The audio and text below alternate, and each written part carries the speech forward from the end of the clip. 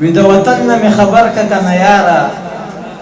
خوره بیا شوه زمونږ وینو ته تیاره امن دا دی امن راغې دا دروغ دی پښتانه شول څومره مړه وایه اخباره امن دا دی امن راغې دا دروغ دی پښتانه شول څومره مړه وایه اخباره ګلان پرېږده ګلان هسې مړاوي کېږي کفنونه خرڅوه ته دوکانداره ګلان پرېږده ګلان هسې مړاوي کېږي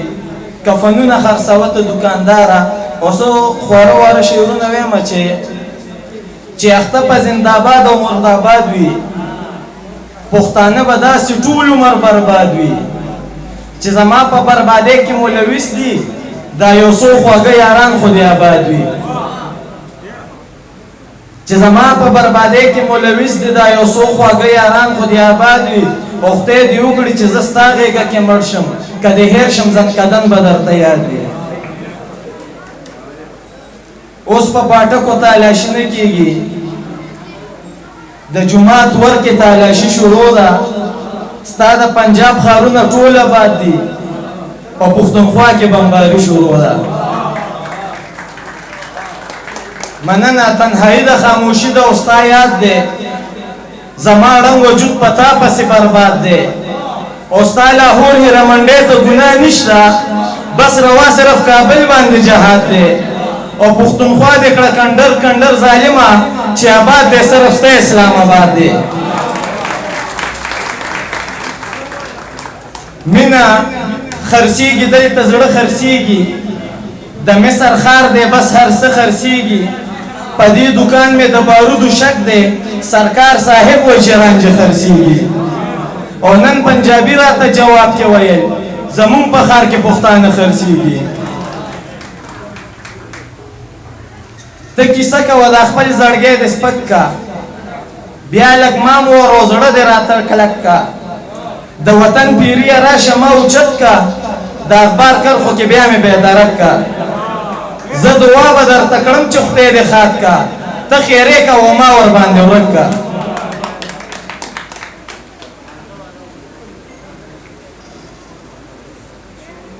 په هر دکان په هر بازار خرڅېږي د خودکشۍ دلته اوزار خرڅېږي که د کابل انګور په مونږ خرڅېږي زمونږ هم هلته کوکنار خرڅېږي دومره مضبوط ایمان پې هم مه راوړئ زمونږ هم ګورئ سرکار خرڅېږي دومره مضبوط ایمان پې هم مه راوړئ زمونږ هم ګورئ سرکار خرڅېږي د زړه رازونو نه یې مه خبروئ کله ناکله ګورئ یار خرڅېږي په دغه لار به ګلان څنګه کېږي دلته بارود په ټوله لار خرڅېږي چې د پښتنو د جنازو نه ډک وي ستاسو خو ځکه ښه اخبار خرڅېږي او شاهد لالاوي ستا د تخلیق د ښکلاګانو سار کې مړ به یمه حساس سړی یمه په غېږ د یار کې مړ به یمه چې هر مردار سره شهید لیکي هغه پنجاب دی زه خو پښتون یم نو خود اخبار کې مړ به یمه چې هر مردار سره شهید لیکي هغه پنجاب دی زه خو پښتون یم نو خود اخبار کې مړ به یمه که ته مې نه شوې دا خبره ضروري مې واوره د جج په ګاډي کې په نیمه لار کې مړ به یمه مننه که ته مې نه شوې دا خبره ضروري مې واوره د جنج په ګاډي کې په نیمه لار کې مړ به یمه او د خوشې لاره غریو نیولې یمه چرته یاره غریو نیولې یمه نن خو مې معاف کړه مزدوري ونه شوه یا دوکانداره غریو نیولې یمه